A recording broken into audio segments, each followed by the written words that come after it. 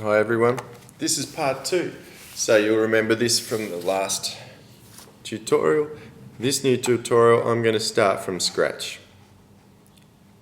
Okay, I'll just start with new. Just give it animation. I'm going to make the width 21, it already is. I'm going to make the height 30, this is about an A4.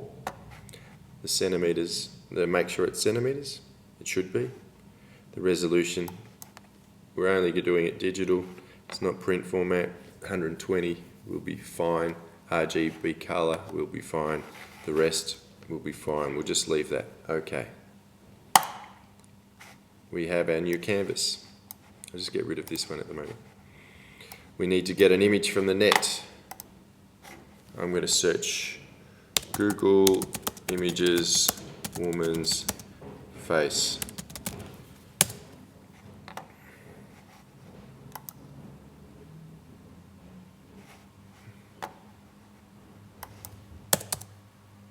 Okay. You can see the default one. The first one you get is what I used for my one. Opening this in Photoshop. There's a number of ways you can open with in PC. You have to make sure you've saved it to the desk, to your computer, to your hard drive. Get rid of that.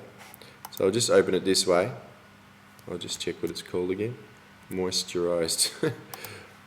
Open. Desktop. Let's see. Moisturized face. There we have it. Okay. Now we need to make it black and white. To do this again, image, adjustments. All these things affect color, lightness, darkness, lots of different things there. Desaturate. Makes it black and white. I want to put this image onto this one. You must make sure you're on the move tool and you should be able to drag that across. Sometimes it doesn't work, for whatever reason, it might be a different format. You need to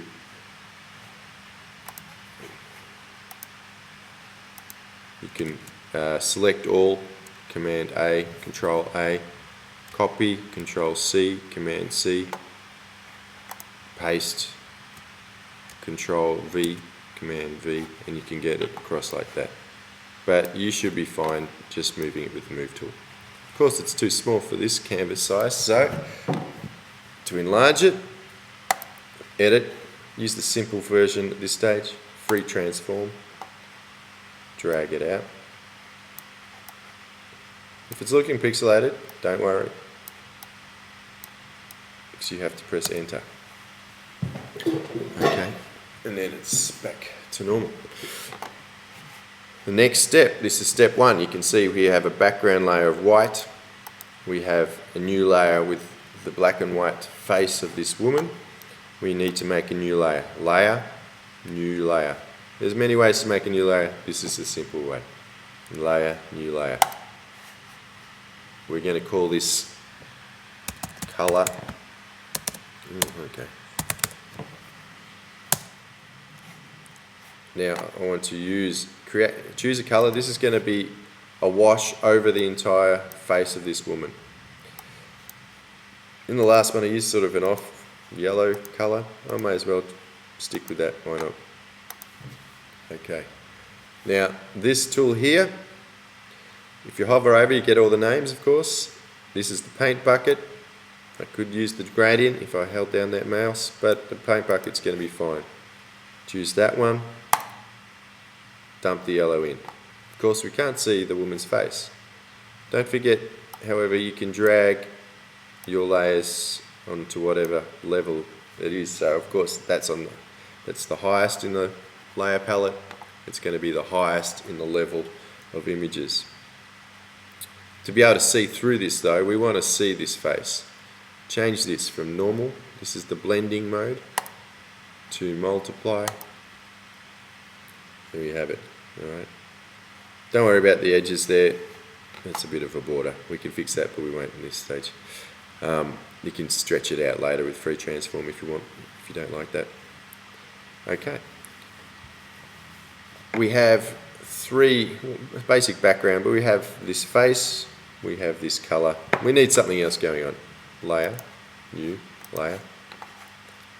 I'm going to work more quickly now. I'm going to choose some other colors. Bright red. I'm going to use the brush tool. I'm going to change the size of the brush. Just check the size, there you go. You can hover over to check. You can choose all sorts of brushes, as you can see here in the brushes palette. I'm going to choose a soft brush, and I'm just going to give her a bit of a clown nose. Now I want to see through it again. Maybe you don't want to sometimes, but this time I will. Okay, it's a little bit off center. If yours is a little bit off center, move tool, move it. It's not really that much, I just wanted to explain that. Okay, you get the move tool. If you make sure you're on the right layer, if I was on this one, you'll be moving the yellow one. So you've got to make sure whatever layer is active, blue meaning active, that's what's going to move or be affected. Okay, maybe a couple more here. I'm going to just reduce that size down.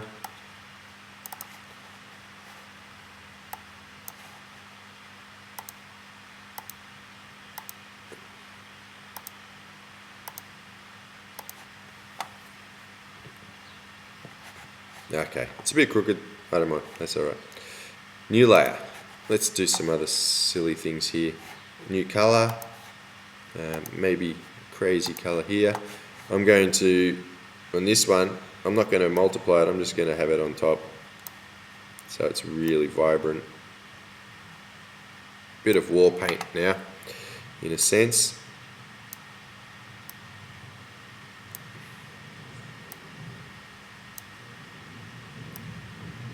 Alright, next one,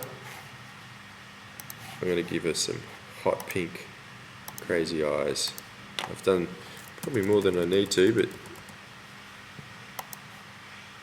alright, I'm going to multiply that one, see what it looks like first. Yeah, I like it. Maybe dissolve. Okay, so dissolve's broken it up. This is a cheap look, but that's fine. One more layer. I like a bit of white in there for this clown.